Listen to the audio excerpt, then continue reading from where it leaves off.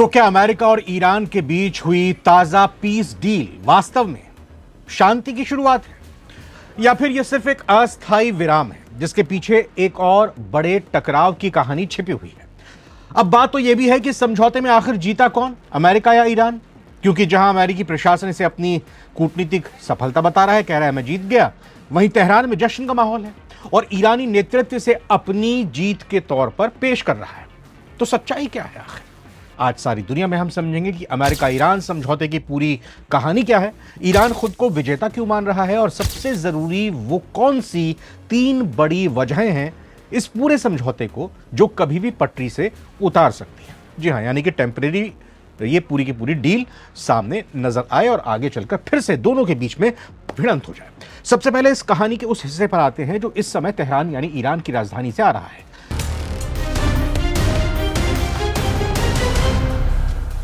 Iran के सरकारी media से लेकर वहां के आम लोग इस समझौते को एक बहुत बड़ी कूटनीतिक और सैन्य जीत मान रहे हैं। लेकिन एक ऐसा देश जिस पर अमेरिका ने दुनिया के सबसे कड़े प्रतिबंध लगा रखे थे, जिसकी नाकेबंदी की हुई थी, वो अचानक खुद को विजेता कैसे घोषित कर रहा है?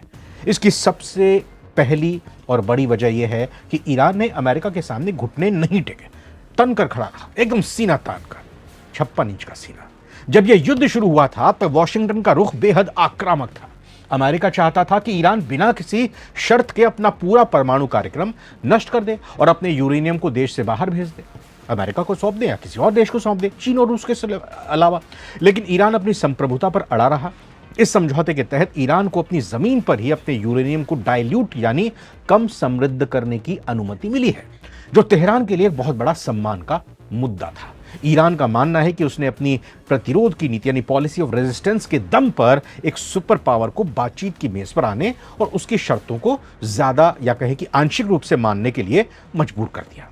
ईरान के सुप्रीम नेशनल सिक्योरिटी काउंसिल के गलियारों से जो खबरें आ रही हैं उसके मुताबिक ईरान ने साबित कर दिया है कि बिना उसकी मर्जी के मिडिल ईस्ट में तेल की एक बूंद भी सुरक्षित तरीके से आगे नहीं बढ़ सकती। देखा आपने हॉर्मुज में कैसे तालाबंदी कर दी। तो अब आते हैं न्यूज 18 की उस बड़ी रिपोर्ट पर जिसने इंटरनेशनल रिलेशंस के एक्सपर्ट्स के हवाले से छह ऐसे चौंकाने वाले पॉइंट्स गिनाए हैं जो साबित करते हैं कि इस सौदे में खामनेई ने डोनाल्ड ट्रंप को पछाड़ दिया है। इन 6 वजहों को एक एक करके बहुत ही आसान भाषा में समझते हैं। कूटनीति में सबसे बड़ा विजेता वो नहीं होता जो ज्यादा ताकतवर हो, जिसकी सेना मजबूत हो, बल्कि वो होता है जो कम नुकसान उठाकर अपने लिए सबसे ज्यादा फायदे का सौदा निकाल ले। ईरान ने यही तो किया है। पहला पॉइंट, तत्काल तेल प्रतिबंधों में छूट। यहां डील साइन होते ही अमेरिकी ट्रेजरी ने ईरान के कच्चे तेल, पेट्रोलियम उत्पादों और इससे जुड़े बैंकिंग ट्रांजैक्शन से तुरंत प्रतिबंध हटा देने का ऐलान किया। यानी ईरान बिना किसी अंतिम परमाणु समझौते के अपना तेल दुनिया भर में कानूनी रूप से बेच सकता है और अपनी खाली तिजोरी को दोबारा भर सकता है। दूसरा पॉइंट, यूरेनियम का देश में ही रहना। जी हां, अमेरिका की पुरानी शर्त थी कि ईरान अपना समृद्ध यूरेनियम देश से बाहर भेजे, लेकिन खामनेई इस बात पर अड़े रहे कि यूरेनियम ईरान की मिट्टी से बाहर नहीं जाएगा।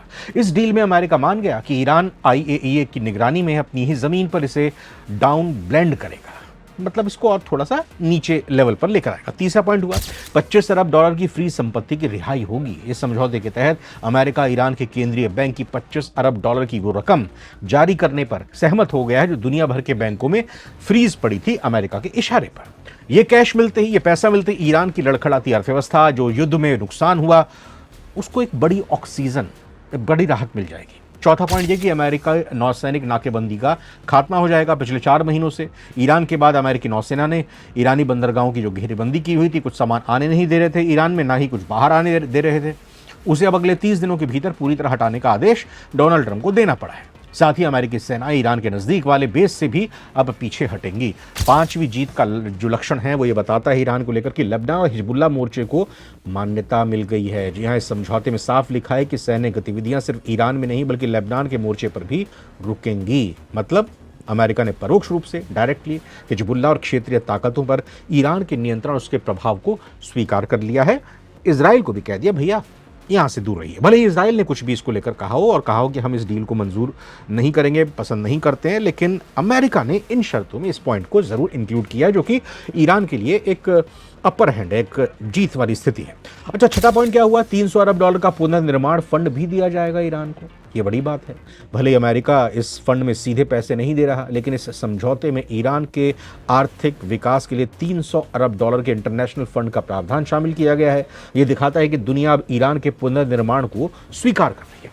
लेकिन अब जरा रुकिए, बात खत्म नहीं हुई है।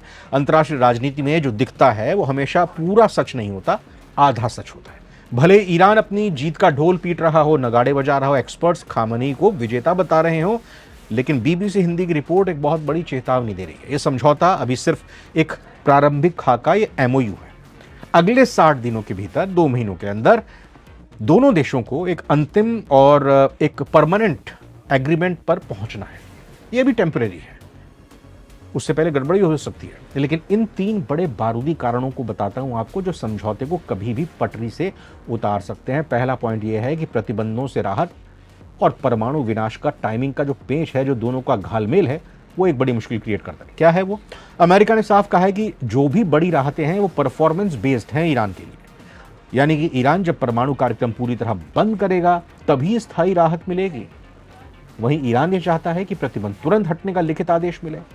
तो अब ये बात कैसे डीरेल कर सकती है? भाई, अगर अगले 60 दिनों में दोनों पक्ष इस टाइमिंग पर सहमत नहीं हुए, मतलब ये कि अमेरिका को लगा नहीं कि अपने यूरेनियम को वो डाउन कर रहा है और ईरान को ये लगा नहीं कि सारी राहतें उसको मिल रही हैं, तो इन दोनों चीज़ों का जो घालमेल किया गया है, तो एक झटके में डील रद्द हो सकती है, चाहे वो ईरान करे या फिर अमेरिका करे। दूसरे पॉइंट पर आते हैं। दूसरा पॉइंट है इजराइल और लेबनान। जी हाँ, इजराइल और लेबनान का मुद्दा यह है कि भाई इस पूरी बातचीत या इस पूरे समझौते का हिस्सा पहले तो नहीं था। इजरायली सरकार ने साफ कहा है कि वो इस डील से बंधी नहीं है और हिजबुल्लाह पर उसके हमले जारी रह सकते हैं। अगर इजराइल ने लेबनान में हिजबुल्लाह पर हमले जारी रखे तो ईरान हिजबुल्लाह के समर्थन में मिसाइलें दाग देगा और ये युद्ध विराम तुरंत टूट जाएगा, क्योंकि ईरान हिजबुल्लाह को अकेला नहीं छोड़ेगा। तीसरा पॉइंट है घरेलू कड़े रुख और अविश्वास की दोनों देशों के बीच में कमी है। ईरान के भीतर जो कट्टरपंथी धड़ा है, हार्डलाइनर्स हैं, वो अमेरिका पर भरोसा नहीं करता है। दूसरी तरफ अमेरिका में व्हाइट हाउस के अधिकारियों का कहना है कि ईरान पर पूरी तरह से भरोसा नहीं किया जा सकता। यहां तक कि CIA ने भी कहा है कि ये डील जो हुई है ज़्यादा दिन चलने वाली नहीं है, और अगर IAEA की टीम को ईरान के किसी गुप्त परमाणु ठिकाने पर जाने से रोका गया या ईरान के सेना ने इसमें अड़ंगा लगाया तो ये डील इतिहास के पन्नों में दफन हो जाएगी। तो एक तरफ से इजराइल का गुस्सा, नेतन्याहू की नाराज़गी, ईरान के परमाणु ठिकाने और अमेरिका की परफॉर्मेंस बेस्ड शर्तें हैं जो मामला अटका सकती हैं। ये तीनों ऐसी बारूदी सुरंगें हैं जो अगले 60 दिनों में कभी भी फट सकती हैं। उम्मीद तो यही करते हैं कि भाई ये ना फटें,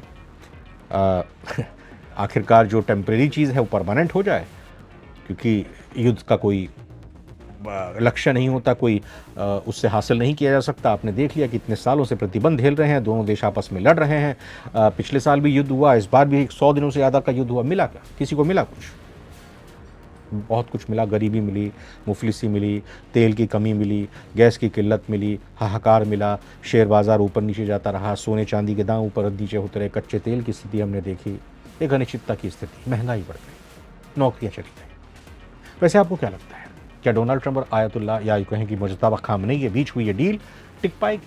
क्या इजराइल इस शांति समझौते को स्वीकार करेगा या फिर ये सिर्फ एक तूफान से पहले की खामोशी है और यह डील पहले ही टूट जाएगी? अपनी राय हमें कमेंट्स बॉक्स में पूरे विश्लेषण के साथ जरूर बताएं, हमें अच्छा लगेगा। नमस्कार।